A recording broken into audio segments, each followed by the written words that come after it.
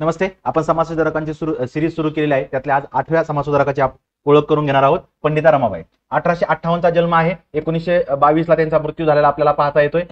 त्यांना अनेक भाषा बोलता येत होत्या. कलकत्ता येथे त्यांना पंडिता आणि सरस्वती असे 2 किताब देण्यात आलेले आहेत, ते पण लक्षात ठेवा. वेद आणि धर्मशास्त्राचा त्यांनी अभ्यास केलेला आहे. 1882 मध्ये पुण्यामध्ये त्यांनी आर्य महिला समाजाची संस्था स्थापन केलेली आहे आणि त्या संस्थेला सहकार्य रानडे, भांडारकर, मोडक या लोकांनी केलेलं आहे. त्याच्यावर पण प्रश्न आहे. हंटर कमिशन समोर त्यांनी साक्ष दिलेले आहे. मुंबईमध्ये 1889 ला जे अखिल भारतीय काँग्रेसचं अधिवेशन झालं त्याला त्या उपस्थित होता. त्यांनी काही संस्था स्थापन केल्या.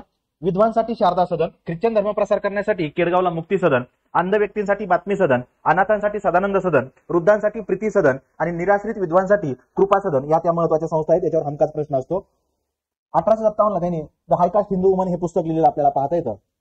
मार्च 1889 मध्ये मुंबईला त्यांनी शारदा सदन ही संस्था स्थापन केली. ती संस्था 1890 ला पुण्याला आली. त्याचं उद्घाटन आत्माराम पांडुरंग यांनी केलेलं आपल्याला पाहता येतं.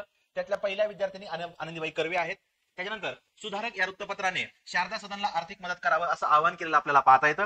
शारदा सदनच्या सल्लागार मंडळात कोण कोण होतं याच्यावर हमखास क्वेश्चन असतो. न्यायमूर्ती रानडे, तेलंग, भांडारकर आणि के एन नुलकर यांचे नाव लक्षात ठेवा. 1919 ला त्यांना कैसरी हिंद हे सुवर्ण पदक दिलेलं पाहता येतं. सरोजिनी नायडू त्यांच्याविषयी म्हणतात, हिंदू परंपरेमध्ये एखाद्या ख्रिस्ती व्यक्तीचं नाव घ्यायचं असेल तर पंडित रमाबाई आहेत. श्री धर्मनीती हा त्यांचा ग्रंथ प्रसिद्ध आहे. बायबलचा त्यांनी मराठीत अनुवाद केलेला आहे आणि त्यांच्या आत्मचरित्राचं नाव आहे माझी साक्ष. थँक्यू.